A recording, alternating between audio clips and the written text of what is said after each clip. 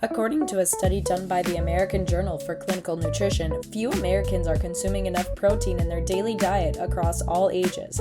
As someone who's raised livestock for consumption my entire life, I know firsthand how important it is to have knowledge about the food you are eating. With the copious amount of protein options readily available to consumers, it's important that we identify our needs from the food we consume, including average price point, nutrition facts, and cooking preparation requirements. For the sake of simplicity, we will be focusing on three major animal sources: beef, chicken, and pork.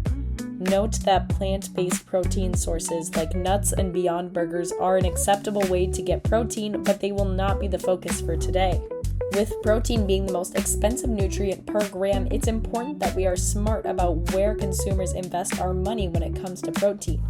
Of the three options provided today, beef will usually be the most expensive item as it has a larger consumer demand and takes the longest of the three protein sources to produce a product.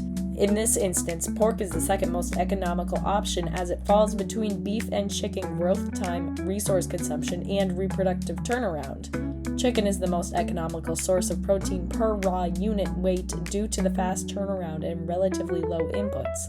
Note that this is on average, as some cuts are more expensive depending on where they come from on the animal, if they have further certifications, or meet higher USDA yield grades. Outside of being a great source of protein, each option has additional health benefits.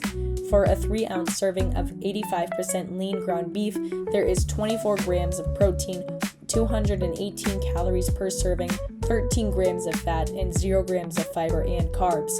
In a 3-ounce serving of cooked pork tenderloin, there is 22 grams of protein, 112 calories per serving, 3 grams of fat, and 0 grams of fiber and carbs.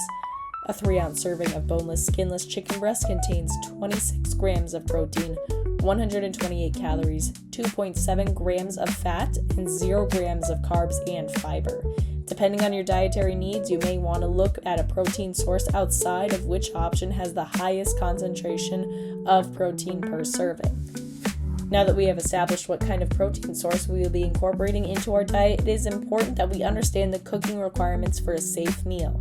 Using pork as an example, start by ensuring the product is thawed thoroughly before cooking, allowing for even heat penetration and a more tender result. Next, incorporate an oil, like butter, to aid in introducing flavors and moisture. Pork is not safe to eat until it has reached an internal temperature of 145 degrees Celsius or greater. Ground pork and beef need a minimum of 160 degrees Fahrenheit.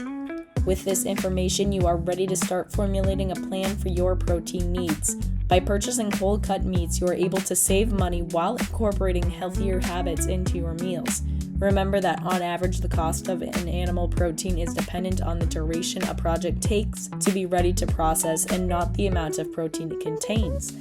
Also, knowing that nutritional information varies from product to product is critical in evaluating what sources are best for your health right now. Finally, muzzle products need to be checked for internal temperatures that vary from cut to cut. Refer to your internet browser or state livestock checkoff program if you have further questions on cooking methods.